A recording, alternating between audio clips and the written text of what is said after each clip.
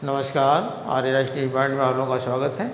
आज हम लोग शुरू करने जा रहे हैं नई शिक्षा नीति, नेशनल एजुकेशन प्लानिंग। देखिए, नई शिक्षा नीति 2020 में जो लागू होने वाली है, उसे लागू होने वाली थी 2021-22 तक लागू हो जाने वाली थी, लेकिन ये अब कोरोना काल की वजह से ऐसा लग नहीं रहा है कि 2022 तक जो है लागू हो जाएगी। इसको अब लागू होने में लगभग 2023 तक जो है माना जा रहा है कि लागू होगी। तो नई एजुकेशन प्लानिंग मतलब नई शिक्षा नीति, न्यू एजुकेशन प्लानिंग जो है, इसमें भी बहुत सारे परिवर्तन कर दिए गए। जैसे कहा जाता है ना कि शिक्षा और समाज दोनों एक दूसरे की जो है पूरक हैं। जैसे जैसे समाज बदलेगा वैसे वैसे हमारी शिक्षा व्यवस्था भी बदलती है, यानी बदली जानी चाहिए भी। ऐसा भी है कि बदलना भी चाहिए। जैसे समाज बदलेगा वैसे हमारी शिक्षा व्यवस्था बदलेगी। आज के 10 साल 20 साल पहले की हम लोग कैसे पढ़ते थे, पटरी प्रकार वगैरह से हैं, तो आज कैसे शिक्षा व्यवस्था हो जाए, सारा सब बायोटेक वगैरह हो गया है, एकदम टेक्निकल शिक्षा हो गई है। तो बहुत सारे परिवर्तन हो गए हैं। जैसे हमारा समाज जैसे जैसे बदलेगा वैसे वैसे हमारी शिक्षा बदलेगी। अब आप देखेंगे जो हमारी शिक्षा व्यवस्था थी, पहले की आदर्श शिक्षा व्यवस्था थी, बाद में प्राकृतिकवादी शिक्षा व्यवस्था हो गई, भौतिकवादी शिक्षा व्यवस्था हो गई, है कि नहीं। तो उस तरीके से अब देखेंगे आपका जो जो 1968 में पहली शिक्षा नीति लागू की गई, उसमें इंदिरा गांधी प्रधानमंत्री थी। और यह शिक्षा नीति जो है कोठारी आयोग, जो 1964 का, जिसे शिक्षा आयोग भी कहा जाता है, तो उससे प्रभावित होकर के दौलत सिंह कोठारी, DS कोठारी की अध्यक्षता में जो है, दौलत सिंह कोठारी उसमें विश्वविद्यालय अनुदान आयोग के अध्यक्ष भी थे। तो 1968 में यह शिक्षा नीति लागू की गई। और इस शिक्षा नीति के तहत जो है बहुत सारे जो नीतियां थीं, जैसे कि बच्चों और बच्चियों को एक साथ को एजुकेशन में पढ़ाया जाए, हैं। और उस समय जो उसके पहले की शिक्षा व्यवस्था थी उस तरीके से नहीं था, अलग अलग मतलब शिक्षा दी जाती थी। लेकिन उसमें कहा गया कि नहीं भाई, को एजुकेशन दी जाए। और 6 से लेकर के मतलब एक तरीके से 14 वर्ष तक की शिक्षा व्यवस्था, निःशुल्क शिक्षा व्यवस्था होनी चाहिए। और अध्यापकों के लिए जो है थोड़ा सा मतलब आर्थिक और सामाजिक स्तर से उनके स्थिति में सुधार होना चाहिए। तो इस तरीके से बहुत सारे परिवर्तन हुए जो है। फिर बाद में आई, जिस समय 1986 में स्वर्गीय राजीव गांधी जी जो प्रधानमंत्री थे, तो उस समय जो है हमारे देश की शिक्षा व्यवस्था में बहुत क्रांतिकारी परिवर्तन आया। और राजीव गांधी जी ने कहा कि भाई जो है शिक्षा व्यवस्था, चूँकि भाई वो पढ़े लिखे विदेश वगैरह से थे, और चूँकि देखे जो समाज हमारा बदल रहा है बहुत तेज़ी के साथ, शिक्षा व्यवस्था में विज्ञान एंड टेक्नोलॉजी की शिक्षा की बात उन्होंने कही। और कही कि जो ये प्रतिभाएं होती हैं बहुत अधिकतर जो है गांव में होती हैं, तो उनको भी चांस नहीं मिल पाता। बहुत अच्छे अच्छे जो बच्चे हैं पढ़ने में टॉपर्स वगैरह हैं, लेकिन अभाव के कारण जो, तो उन्होंने नवोदय शिक्षा की बात की। और 1986 में नवोदय विद्यालय की स्थापना हुई।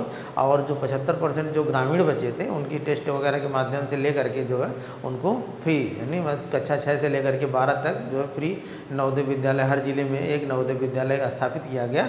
और नवोदय विद्यालय के अंतर्गत जो है नवोदय टीचर रखे गए हैं, और वो पूरी एक व्यवस्था बनाई गई जिससे उनको फ्री शिक्षा दी गई। तो इस तरीके से उस शिक्षा व्यवस्था में जो है आपकी बहुत सारे परिवर्तन किए गए। कि जैसे अब 1986 से पहले आपका जो BA का मतलब कि ग्रेजुएशन का जो पाठ्यक्रम था केवल 2 ही वर्ष का होता था, लेकिन 1986 के बाद जो है ग्रेजुएशन का पाठ्यक्रम आपका 3 वर्ष का हो गया। तो इस तरीके से बहुत सारे परिवर्तन किए गए। और बहुत विज्ञान और तकनीकी की शिक्षा दी गई। और 6 से 14 वर्ष तक के जो निःशुल्क शिक्षा की बात की गई है। और जो आपका थोड़ा सा परिवर्तन हो गया 1992 में, यशपाल, प्रोफेसर यशपाल जो शिक्षाविद थे, जो यशपाल समिति बनाई गई, तो उन्होंने कहा कि शिक्षा जो है एक तरीके से बिना बोझ की होनी चाहिए, हैं, लर्निंग विदाउट बर्डन, शिक्षा बिना बोझ की होनी चाहिए। और उन्होंने जो है शिक्षा को इस तरीके से थोड़ा सा विस्तारीकरण किया, लेकिन उसमें बहुत ज़्यादा परिवर्तन नहीं हुआ, इसलिए उसको शिक्षा नीति नहीं कहा गया। तो प्रोफेसर यशपाल जो थे वो आपके ये एक कमेटी बनाई गई, जो 8 लोगों की एक कमेटी थी। इस कमेटी में प्रोफेसर यशपाल जी इसके अध्यक्ष थे। तो इन्होंने जो है वो वही कि बच्चे की जो शिक्षा व्यवस्था हो उस पर कोई मतलब एक तरीके से जो बस्ते का बोझ होता है इतना ज़्यादा नहीं होना चाहिए। उन्होंने ये भी कहा कि बस्ते के बोझ से ज़्यादा जो है बुरा और ना समझने का बोझ है कि नहीं। तो इस तरीके से उन्होंने ज्ञान विस्फोट नामक जो है एक इससे संबंधित जो है यशपाल समिति को, यशपाल सलाहकार समिति भी कहा जाता है। क्वेश्चन आता है यशपाल जो है समिति को और किस नाम से जाना था, तो सलाहकार समिति, शिक्षा की सलाहकार समिति के नाम से भी जाना जाता है। और उन्होंने एक पत्रिका निकाली थी चकमक पत्रिका का संबंध किससे है, यशपाल समिति के, यानी शिक्षा जो है बिना बोझ के। तो उस पर बहुत ज़्यादा उसको जो है लोगों ने मतलब उसकी सराहना की कि भाई होनी चाहिए ऐसा कि बच्चे का बोझ इतना ज़्यादा हो जाता है। तो इस तरीके से ये शिक्षा व्यवस्था जो है, फिर बाद में आपकी ये जो आपकी ये शिक्षा व्यवस्था थी ये आपकी 2020 यानी 5+3+3+4। अब वहाँ देखेंगे आप जो 1986 की शिक्षा व्यवस्था थी वो आपकी जो 10+2+3 करके थी।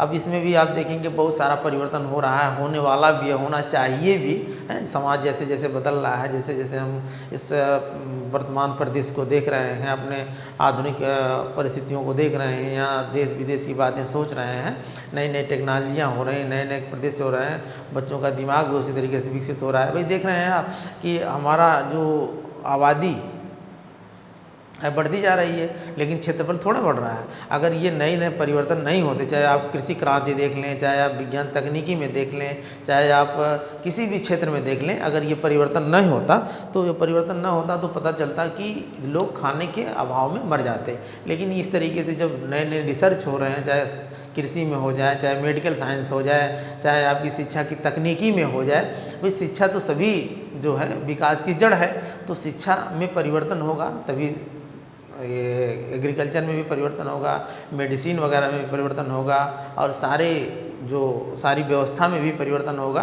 तो शिक्षा ही मेन जड़ है। तो लोगों ने कहा कि भाई शिक्षा को बदलना चाहिए, पुरानी पद्धति है। और 34 वर्षों बाद, कितने दिनों बाद, 34 वर्षों बाद जो है ये शिक्षा में परिवर्तन होने जा रहा है। अब ये इसमें बहुत अच्छा भी है और थोड़ी मोड़ी त्रुटियां तो होती ही हैं। कोई भी काम आप करेंगे, कोई भी शुरुआत करेंगे तो थोड़े से अवरोध जो है होते ही हैं। तो इस तरीके से इससे एक कहावत है ना, कबड्डी जब कोई खेलता है तो जैसे ही वो पाला छूने का प्रयास करता है तो लोग उसको खींचने लगते हैं पीछे।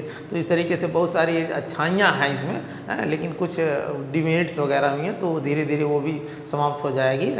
पूरे 100% तो किसी काम को वो नहीं हो सकता, नहीं कुछ न कुछ तो होते ही हैं कि जो उसमें थोड़ा बहुत नुक्ताचीनी वगैरह जो भी हो कह लें आप। लेकिन बहुत सारी अच्छाइयाँ हैं। मेरा खुद का अपना विचार है, मैंने इसको देखा तो बहुत सारी अच्छाइयाँ हैं। तो हम लोग इसके बारे में जानेंगे। तो पहला जो है जो आपकी ये देखेंगे नई शिक्षा नीति। नई शिक्षा नीति, अब नई शिक्षा नीति आपकी पहली थी कब थी, 1968 में। 1968 में थी।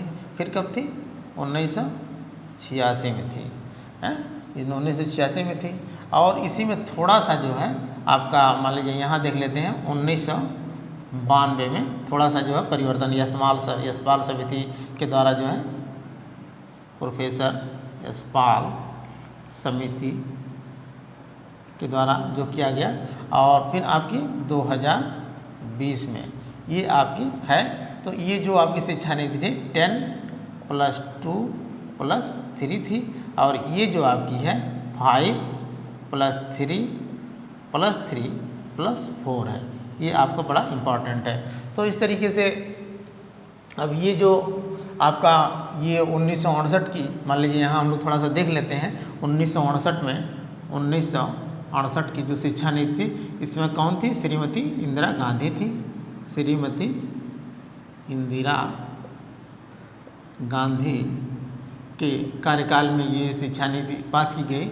और ये जो हमारे DS कोठारी जी थे जो शिक्षा आयोग के अध्यक्ष थे, तो इनके देख रेख में जो है ये शिक्षा नीति जो है पारित की गई। न्यू एजुकेशन प्लानिंग इसको कहेंगे, new education policy new education policy, new education policy. तो यहाँ पे जो ये DS कोठारी कौन थे? दौलत सिंह कोठारी, दौलत सिंह कोठारी। दौलत सिंह कोठारी का जो कार्यकाल रहा क्या था? 1964 में। और इन्होंने 1964 से लेकर के अब इसमें 1964 से 1966 तक इन्होंने अपना जो वो किया। और इस समय जो DS कोठारी जो थे, DS कोठारी जो थे ये विश्वविद्यालय अनुदान आयोग के अध्यक्ष भी थे। विश्वविद्यालय अनुदान आयोग के अध्यक्ष थे, विश्वविद्यालय अनुदान आयोग के अध्यक्ष थे। और ये जो 1966 में आपकी 29 जून 1966 में अपनी रिपोर्ट पेश किए, अपनी रिपोर्ट पेश किए। तो ये जो भारत की शिक्षा व्यवस्था थी उसकी दिशा और दशा को सुधारने के लिए इन्होंने अपनी एक रिपोर्ट पेश की। और इन्हीं रिपोर्ट के आधार पे आपके 1968 की जो राष्ट्रीय शिक्षा नीति बनी, तो ये DS कोठारी की ही निर्देशन में कह लें उसको, वो शिक्षा नीति बनी। और उस शिक्षा नीति में जो आपका सिलेबस वगैरह था, मतलब कि जो उसके पहले था कि बच्चों और बच्चियों को अलग अलग पढ़ाया जाए, तो उन्होंने कहा कि नहीं भाई जो को एजुकेशन हो, मतलब कि को एजुकेशन का मतलब कि सहशिक्षा का मतलब कि बालक और बालिका एक साथ, बालक प्लस बालिका एक साथ पढ़ेंगे। और जो इसमें भी उन्होंने कहा कि जो शिक्षा व्यवस्था है उस शिक्षा व्यवस्था के लिए जो है विज्ञान और गणित का भी, बालिकाओं के लिए विज्ञान और गणित का भी पढ़ने की बात की गई। बालिकाओं के लिए, बालिकाओं को विज्ञान और गणित पढ़ने की भी बात की गई। तो इस तरीके से इसमें 2-3 क्वेश्चन आपके बन सकते हैं, जिसे आप देख लेंगे कि 19 जून 1966 में इन्होंने अपनी रिपोर्ट पेश की। और 1968 में इंदिरा गांधी जी के कार्यकाल में इन्हीं के देखरेख में जो है ये शिक्षा नीति जो है पास की गई। और ये शिक्षा नीति 1986 तक चली। फिर 1986 में आप देखेंगे 1986 में जो शिक्षा नीति बनी,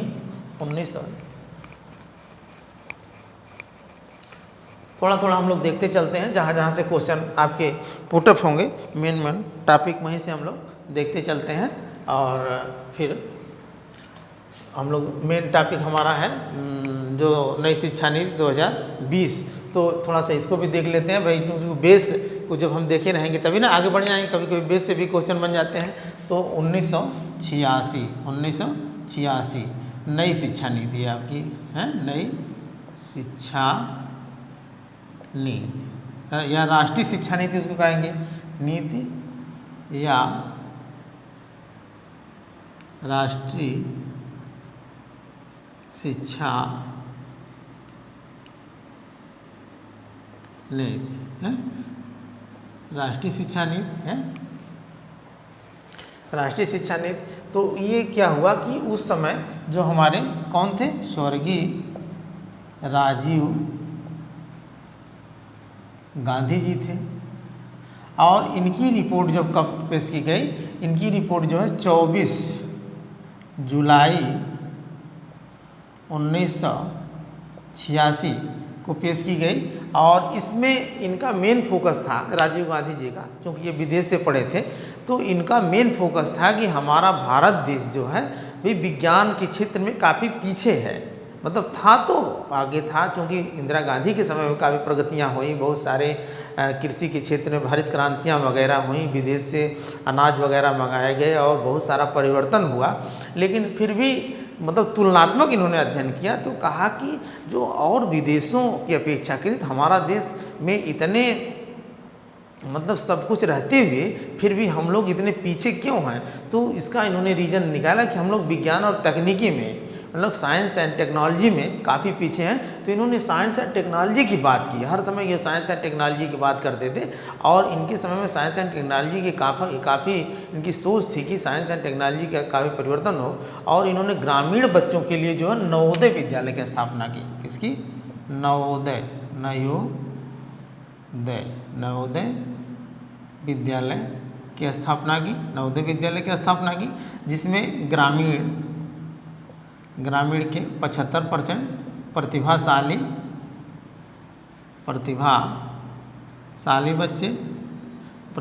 बच्चे और 25% मान लीजिए ये शहरी के 25% प्रतिभाशाली बच्चे।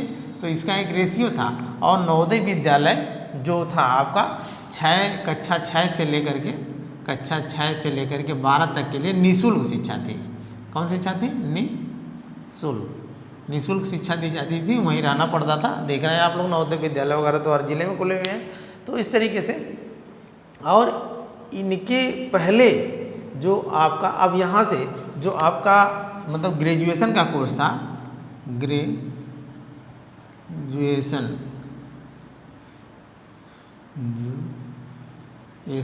मतलब स्नातक कह लें, स्नातक का कोर्स जो है कितने वर्ष का हो गया?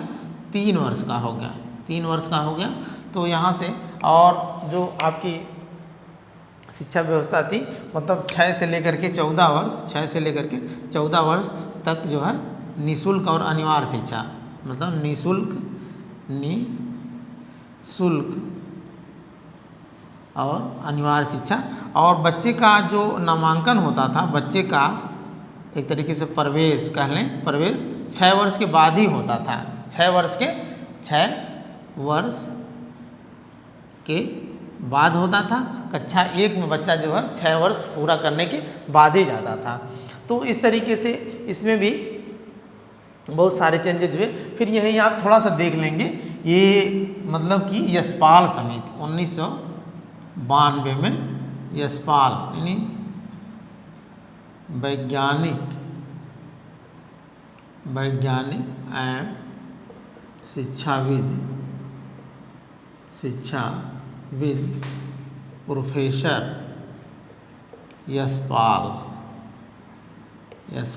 प्रोफेसर यशपाल, तो इसे यशपाल समिति कहते हैं। क्या कहते हैं? यशपाल समिति, प्रोफेसर यशपाल समिति इसे कहते हैं। और ये प्रोफेसर यशपाल समिति ने अपनी रिपोर्ट कब पेश की? अपनी रिपोर्ट 15 जुलाई 1993 को इन्होंने पेश की। और इसमें इन्होंने कहा कि शिक्षा बिना बोझ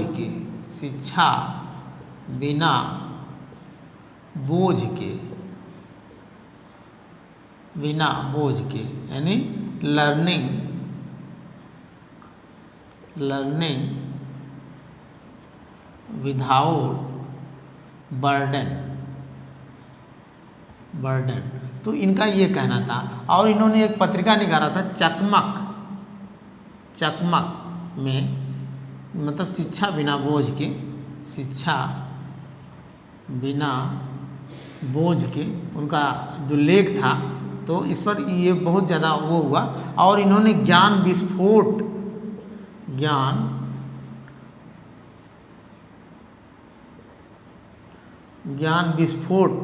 नाम से भी अपना लेख वगैरह निकाला था।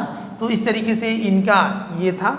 और इसमें जो है ये मेन इनका है कि जो उन्होंने कहा कि जो मतलब बच्चे का बस्ते के बोझ से ज़्यादा बुरा जो है ना समझने का बोझ है। बच्चे के बस्ते के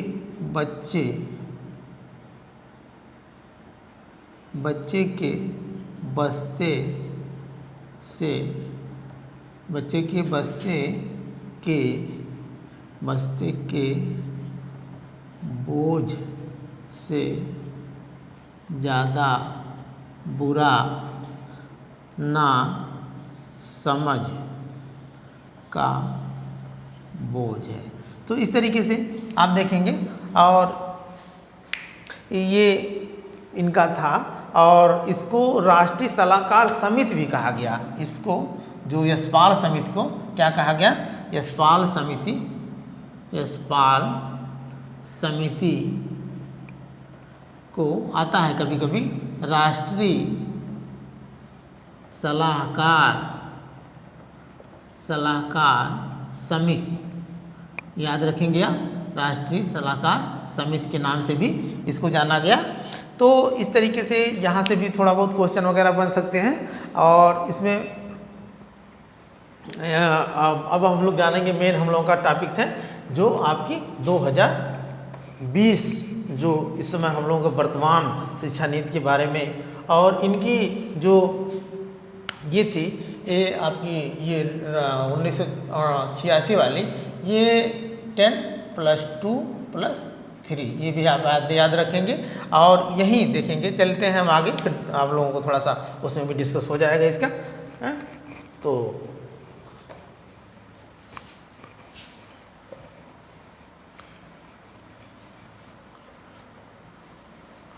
भाई पहले की शिक्षा व्यवस्था इतनी एक तरीके से अनुशासन था पहले की शिक्षा व्यवस्था में कि बच्चा डरता था, बहुत डरता था, और वो डर के मारे जो है स्कूल नहीं जाता था। तो इस तरीके से जो है, और अब शिक्षा व्यवस्था में भी आप देखेंगे हमारे यहाँ तो की जातिवादी व्यवस्था थी, पढ़ने का अधिकार ब्राह्मणों को, लड़ने का अधिकार वार क्षत्रियों को, और वैश्य जो है व्यापार वगैरह करते थे।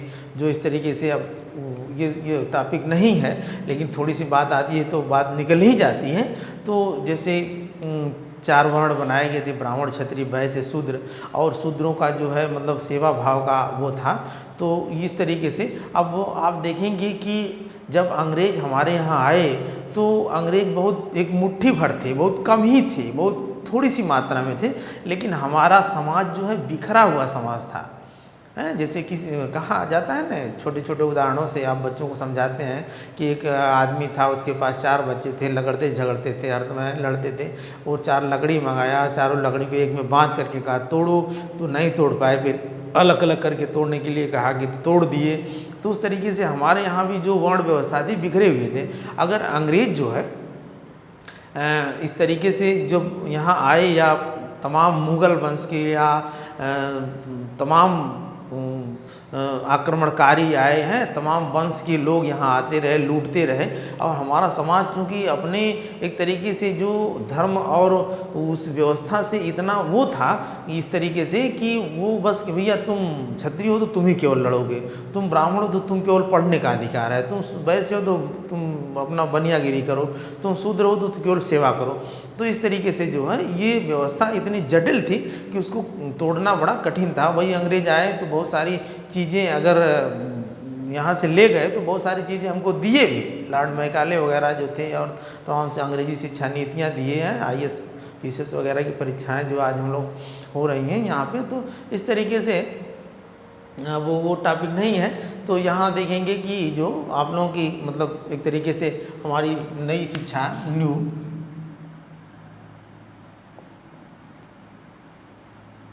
एजुकेशन पॉलिसी, ये नई शिक्षा नीति है, ये आपकी कौन सी है? 5+3+3+4 ये आपकी है। तो इस तरीके से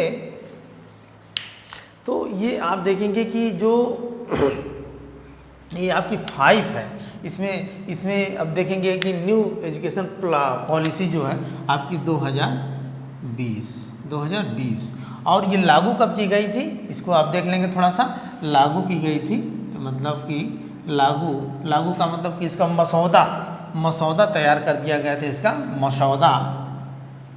मसौदा इसका तैयार किया गया था 31 मई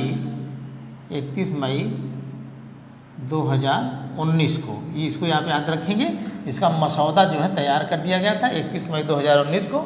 और ये इस जो एजुकेशन पॉलिसी नई शिक्षा नीति 2020 जो है ये इसका नाम है। और इसकी जो मेन हैं इसके 5 + 3 + 3 + 4। अब हम इसी चीज़ को समझेंगे 5 + 3 + 3 + 4 आपका है क्या। तो आप देखेंगे पहले जो है 6 वर्ष के बाद शिक्षा व्यवस्था होती थी, लेकिन अब क्या यानी इन्होंने कहा कि इसके जो अध्यक्ष थे इसरो के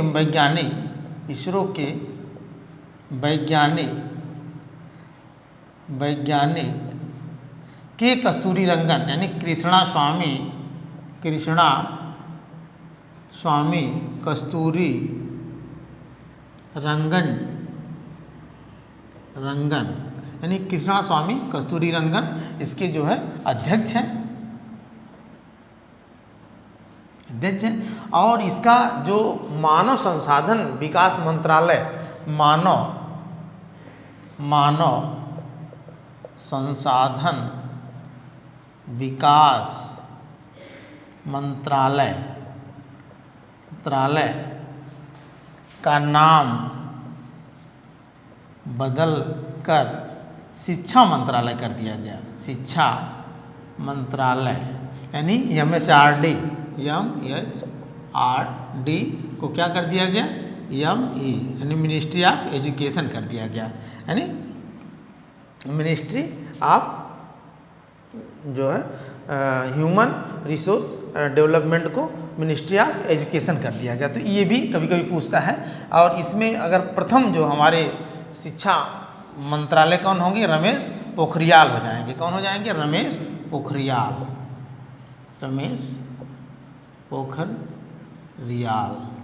ये हैं। तो इस तरीके से अब यहाँ थोड़ा सा हम लोग देखते हैं कि 5 जो है ये आपका 5 है। तो 5 जो आपका है ये आपका कहता है फाउंडेशन स्टेज। क्या कहता है,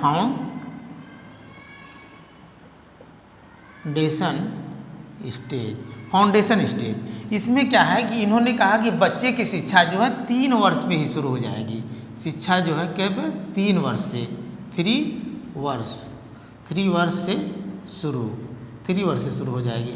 अब इसमें 3 साल के बाद ही बच्चा जो है स्कूल जाना शुरू कर देगा। और ये जो 3 साल में मतलब जो 5 साल आपका है ये 3 साल पे ही शुरू कर देगा। और जो आपका मतलब कि एक तरीके से नर्सरी, लोअर केजी, अपर केजी, ये जो 3 साल आपका होगा ये जैसे आंगनबाड़ी केंद्र वगैरह जो खुलेंगे, आंगनबाड़ी में ये बच्चा जो है नो एग्ज़ाम होगा, इसका कोई एग्ज़ाम नहीं होगा, कोई परीक्षा नहीं होगी। वैसे मतलब फिर ये बच्चा 3 साल यहाँ रहा, फिर कक्षा 1 और आपका कक्षा 2 में, यानी ये 3 साल यहाँ और ये 2 साल यहाँ, टोटल कितने साल हो गए, 5 साल हो गए। ये 5 साल में बच्चे के पास जो है यहाँ 3 साल रहेगा, फिर ये कक्षा 1-2 में जाएगा, कक्षा 1 और कक्षा 2 में जाएगा। तो आपका ये कितना हो गया, 5 वर्ष हो गया, 5 वर्ष हो गया। और यहाँ कोई परीक्षा नहीं होगी, कोई एग्ज़ाम नहीं होगा, है। अब बच्चा एकदम टेंशन फ्री रहेगा, जैसे घर में टेंशन फ्री रहता है वैसे बच्चा जो है स्कूल में जाने के बाद भी एकदम टेंशन फ्री रहेगा। खेल करके, कूद करके, नाच करके, गा करके, यानी गार्जियन जैसे घर पे बच्चे को दुलराता है, बुलाता है, खिलाता है, हंसाता है, उसको जो एक्टिविटी करना चाहेगा वो बच्चा एकदम कोई टेंशन नहीं रहेगा। तो इस तरीके से ये पॉलिसी ने कहा कि बच्चे को कोई दबाव नहीं दिया जाएगा और कोई एग्ज़ाम वगैरह नहीं होगा। फिर बच्चा जो आपका जब जाएगा, ये बच्चा जो आपका जब जाएगा अगला आपका 3 मतलब कि प्रिपरेटरी स्टेज, ये 3 वाला जब जाएगा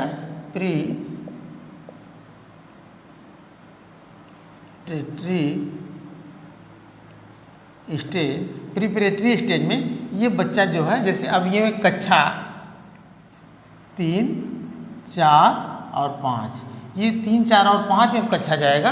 तो ये बच्चा जो है यहाँ पे उसको स्थानीय भाषा में पढ़ाया जाएगा। किस भाषा में, स्थानीय भाषा का ज्ञान दिया जाएगा, यानी क्षेत्रीय भाषा का ज्ञान दिया जाएगा।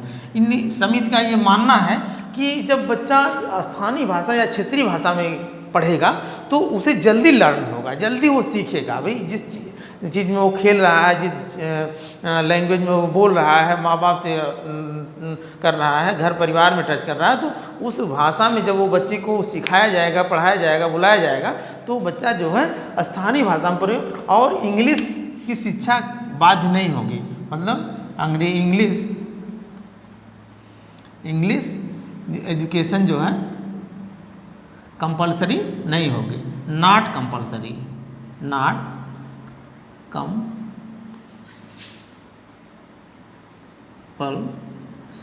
मतलब इनकी इंग्लिश एजुकेशन जो है उसको ज़रूरी नहीं है कि इंग्लिश बच्चा पढ़े ही।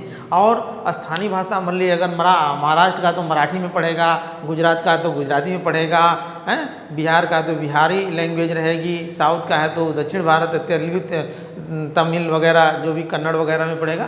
तो इस तरीके का यहाँ प्रावधान रखा गया है। फिर आपका अगला है, ये आपका तीसरा, ये +3 और है, ये 2 तो हो गया, आपका 2 हो गया। अब ये तीसरा हम लोग देखते हैं, तीसरा में है मिडिल स्टेज। मिडिल स्टेज, अब इस स्टेज में क्या है, बच्चा कक्षा 6, 7 और 8, कक्षा 6, 7, 8 में जाएगा। और इसमें क्या है, ये बच्चा जब कक्षा 6, 7, 8 में जाएगा तो यहाँ पे बच्चे को कौन सी शिक्षा दी जाएगी, कंप्यूटर की शिक्षा दी जाएगी। कौन सी शिक्षा दी जाएगी, कंप्यूटर शिक्षा दी जाएगी। और सबसे अच्छा चीज़ ये लगा कि बच्चों को वैकेशनल मतलब व्यावसायिक शिक्षा।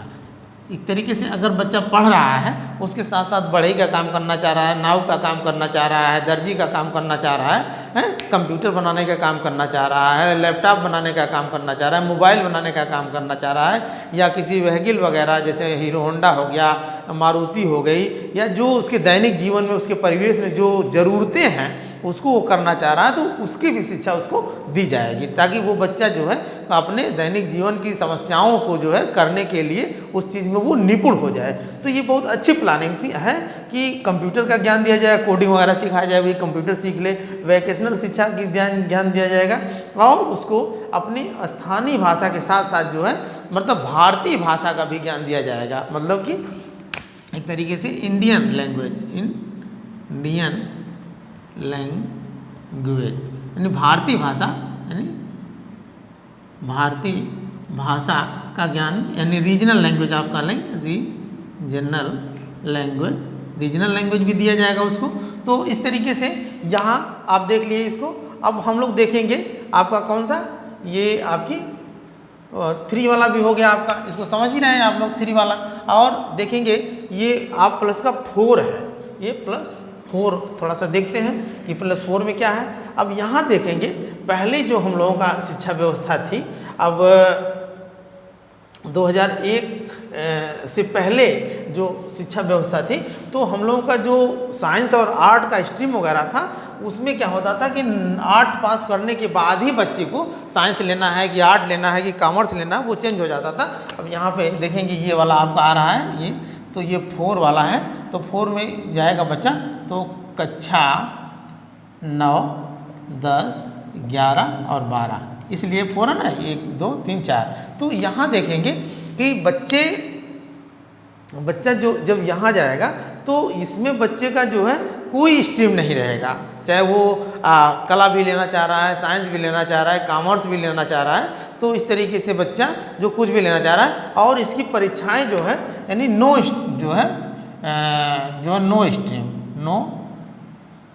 स्ट्रीम यानी कोई, मतलब कि जैसे एक तरीके से न कला, न साइंस, न कॉमर्स, कोई नहीं। अगर वो बच्चा चाह रहा है कि भाई हम जो कॉमर्स भी ले लें, तो कॉमर्स भी ले लेगा, मैथ भी लेना चाह रहा है मैथ भी ले लेगा, और बायो लेना चाह रहा है बायो ले लेगा, है कि नहीं। तो इस तरीके से, और परीक्षाएं जो है, एग्ज़ाम जो होगा उसका, एग्ज़ाम जो होगा यानी परीक्षाएं किसमें, सेमेस्टर में होंगी, सेमेस्टर और 6 मंथ का होगा, सेमेस्टर 6 मंथ का होगा। हर 6 महीने में बच्चे की परीक्षा हो जाएगी। जैसे आपकी परीक्षा जो है साल भर में होती थी, और इसके पहले आप देखेंगे 2000 से पहले जो होता था, मतलब 9th और 10th की परीक्षा जो है जो होती थी, वो दोनों साल का पढ़ करके बच्चा जो है बोर्ड की परीक्षा देता था, लेकिन अब तो ये हो गया कि भाई जो है बच्चा 9th की परीक्षा 9th में दे लिया, फिर 10th की परीक्षा 10th में दे रहा है। तो इस तरीके से बहुत सारे परिवर्तन हो रहे हैं। अब सेमेस्टर वाइज तो बच्चे का बोझ जो है 6 महीने में जो बच्चा पढ़ा, जिससे होता है ना कि बच्चे को पढ़ाई का बुखार तभी आता है जब एग्ज़ाम करीब आता है। तो जैसे एग्ज़ाम फरवरी में हुआ तो बच्चा जनवरी या दिसंबर से पढ़ना शुरू करता था। अब यहाँ चूँकि बच्चे का जब 6-6 महीने परीक्षा होगी तो बच्चा कंटिन्यू पढ़ता रहेगा, और जब ज़्यादा पढ़ेगा तो भाई ज़्यादा लर्न भी होगा, ज़्यादा सीखेगा भी। तो सेमेस्टर वाइज परीक्षा होगी और इसमें कोई स्ट्रीम नहीं, बच्चा आर्ट लेना चाह रहा। अब यहाँ थोड़ा सा ये 9th और 10th के बाद जब बच्चा 11th में जाता था तो अभी इस समय की जो शिक्षा प्रणाली है, जैसे जो बायो लेना चाह रहा है तो भाई फिजिक्स है, केमिस्ट्री है और जूलॉजी बॉटनी यानी बायो है, और जो बच्चा आपका मैथ लेना चाह रहा है तो फिजिक्स केमिस्ट्री मैथ है। मतलब कि एक तरीके से ये आपका साइंस में भी मैथ और बायो का स्ट्रीम अलग अलग हो जाता है। भाई जो लड़का इंजीनियरिंग वगैरह चाह रहा था तो मैथ लेगा, जो लड़का बायो लेना चाह रहा है तो वो डॉक्टरी वगैरह तो वो बायो लेता था। लेकिन अब यहाँ ऐसा नहीं होगा, यहाँ होगा कि बच्चा अगर बायो भी लेना चाह रहा है, मैथ भी लेना चाह रहा है तो वो ले सकता है। तो नो स्ट्रीम और सेमेस्टर वाइज परीक्षाएँ होंगी। और इसके साथ साथ जो है बच्चा और सारी जो आपके सारी चीज़ें थी कंप्यूटर वगैरह तो वही विस्तृत होता जाएगा है। और एक तरीके से फॉरेन लैंग्वेज यहाँ पढ़ाई जाएगी। क्या होगी? Foreign language, foreign language. तो यहाँ जो विदेशी भाषा भी आपको पढ़ाई जाएगी, इसे आप याद रखेंगे। तो विदेशी भाषा का भी ज्ञान होगा, ये बहुत अच्छी चीज़ है भाई, विदेशी भाषा का ज्ञान होगा। या अच्छा, सबसे ज़्यादा जो है हमारे देश के लोग ही दूसरे देशों में जाकर नौकरी वगैरह कर रहे हैं, क्योंकि हमारे देश के लोग कुछ ना कुछ तो इंग्लिश वगैरह बोलना सीख ही लेते हैं, थोड़ा बहुत इंग्लिश वगैरह बोलना सीख लेते हैं। अब जैसे चीन वगैरह की बात आप ले लें, चीन उन में क्या है कि वहाँ चीन की ही भाषा चलती है। तो चीन उन वाले दूसरे देशों में जाकर उतनी नौकरी नहीं करते, जैसे अमेरिका हो गया और बहुत सारा देश हो गया, कनाडा वनाडा में तो अपने भारत के बहुत सारे लोग जाके बस गए हैं। लेकिन चीन उन वाले जो है बस वही अपना जो है जो भी चुंग चांग इस तरीके की भाषा का प्रयोग करते हैं, और इनका जो है वो शुद्ध जो है अंग्रेजी भाषा भी नहीं बोल पाते, न हिंदी बोल पाते, वो अपने ही भाषा का वो प्रयोग करते हैं। तो इस तरीके से ये, लेकिन यहाँ थोड़ा सा जो है अभी जो भारत सरकार ने ये निर्णय लिया कि केवल चीन, जो गलवान वाला जो घाटी वाला हम लोगों के वो हुआ था युद्ध, जो भारत और चीन से थोड़ा सा हो गया था तकरार वगैरह, तो उसमें भारत ने कहा कि भाई उसमें जो है हम चीन की भाषा नहीं पढ़ने देंगे। जो ये नई शिक्षा नीति 2020 लागू होगी तो अभी तो ये चल रहा है, मान लीजिए हो सकता है आगे चल करके इसको समाप्त कर दिया जाए, समाप्त हो जाना भी चाहिए।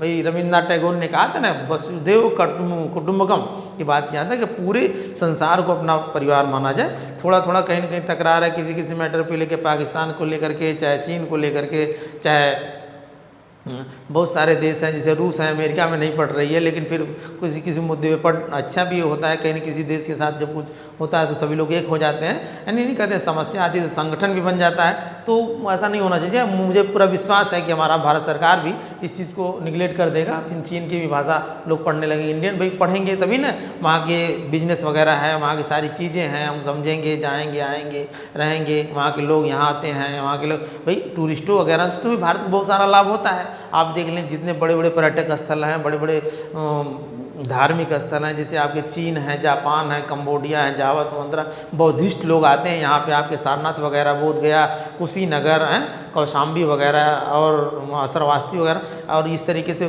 जहाँ जहाँ जाते हैं तो इससे हमारे यहाँ के लोगों का भी तो रोजी रोटी वगैरह चलता है। तो इस तरीके से ऐसा नहीं होना चाहिए कि देश एक दूसरे के देश में अगर किसी बात को लेकर मतभेद है तो उस कट्टरता नहीं होनी चाहिए। भाई कुछ न कुछ मुद्दे पे तो वहाँ लाभ भी हो रहा है। तो इस तरीके से ये हम लोग समझ गए। अब इसमें थोड़ा सा आप देखेंगे जो ग्रेजुएशन लेवल की बात किया गया, ग्रेजुएशन लेवल की बात की गई, मतलब स्नातक जिसको कहेंगे स्नातक, यहाँ की बात की गई। अब यहाँ तो आप इसको समझ गए 5+3+3+4 है, ये समझ गए आप। अब इसमें क्या है, यहाँ ग्रेजुएशन लेवल की जो बात की गई, इसमें जो है कोई अब यहाँ जो है BA BSc या BCom को ख़त्म कर दिया जाएगा, ये नहीं रहेगा। यहाँ केवल रहेगा ग्रेजुएशन। क्या रहेगा? ग्रेजुएशन। अब जैसे बच्चा जाएगा तो पहले क्या होता था कि बच्चा बीए किया 1 साल का या 2 साल का किया, तीसरी साल में किसी कारणवश या तबीयत खराब हो गई या किसी मजबूरी में पैसे नहीं हैं या बहुत सारी समस्याएं आती हैं, भाई समाज है, समाज में रहने के लिए समस्याएं बहुत सारी हैं, शादी वगैरह हो गई, कमाने की चिंता हो गई या कोई दुख तकलीफ हो गई, बहुत सारी अब रीज़न हो सकते हैं। बच्चा छोड़ दिया 2 साल करके बीए या बीएससी या बीकॉम करके, भाई तो फिर वो होता था बीए उसका पूरा ख़राब हो जाता था। कहीं जाएगा भैया केवल इंटर की ही सर्टिफिकेट उसमें मान्य होगी, यानी बीए जो है इनवैलिड हो जाता था, बीए नहीं किया। लेकिन अब ऐसा नहीं होगा। अगर स्नातक में, अच्छा आप देखिए ये स्नातक की जो हो जाएगा ये आपका 4 साल का हो जाएगा। कितने वर्ष का हो जाएगा? 4 वर्ष का हो जाएगा। और यहाँ थोड़ा सा आप देख लें, यहाँ मैं आप लोगों को बता देता हूँ कि 1986 से पहले क्या था, स्नातक आपका कितने साल का था? 2 वर्ष का था। कितने साल का? 2 वर्ष का था। और 86 के बाद 1986 के बाद 3 वर्ष का हो गया। 3 वर्ष का हो गया, ये इसको आप याद रखेंगे, इसके 3 वर्ष का हो गया। अब 2000 अभी जब लागू हो जाएगी, मान लीजिए ये पॉलिसी आपकी न्यू एजुकेशन पॉलिसी जब लागू हो जाएगी तो हमारा स्नातक कितने वर्ष का हो जाएगा? 4 वर्ष का हो जाएगा।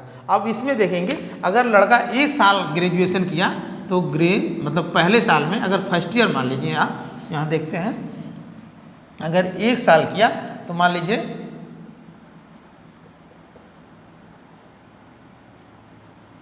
फर्स्ट ईयर मतलब पहला साल किया तो उसको कहेंगे जो है ग्रेजुएशन सर्टिफिकेट की डिग्री मिलेगी। किसकी मिलेगी? ग्रेजुएशन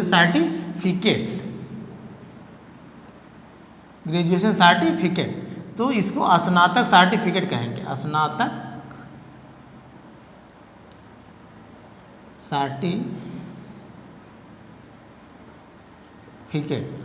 सर्टिफिकेट हो जाएगी। अगर ये सेकेंड ईयर कर लिया, दूसरा साल भी कर लिया तो इसे कहेंगे ग्रेजुएशन डिप्लोमा, इसको कहेंगे ग्रेजुएशन डिप्लोमा कहेंगे। अगर ये थर्ड ईयर कर लिया तो इसको कहेंगे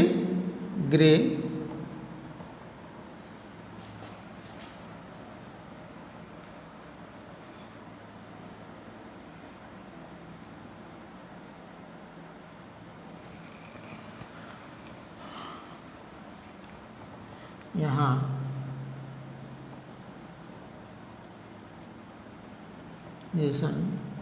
डिप्लोमा और यहाँ ग्रेजुएशन डिग्री हो जाएगी।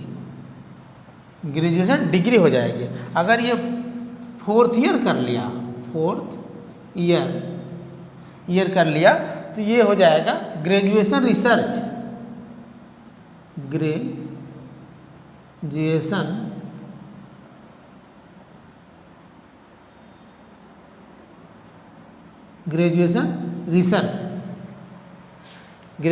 रिसर्च हो जाएगा।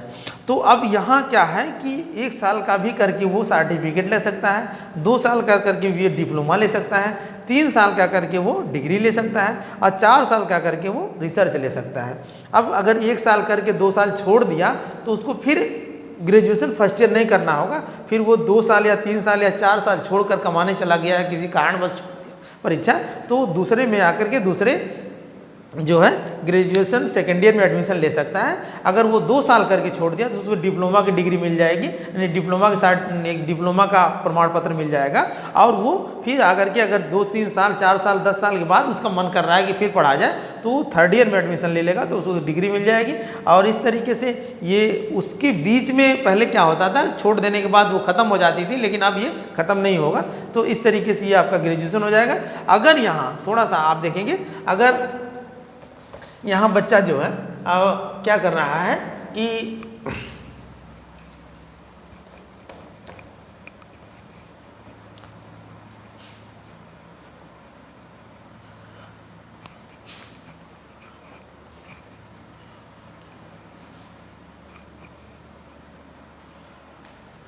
बच्चा जो है अब जैसे कि मान लीजिए पीजी कर रहा है, पीजी पोस्ट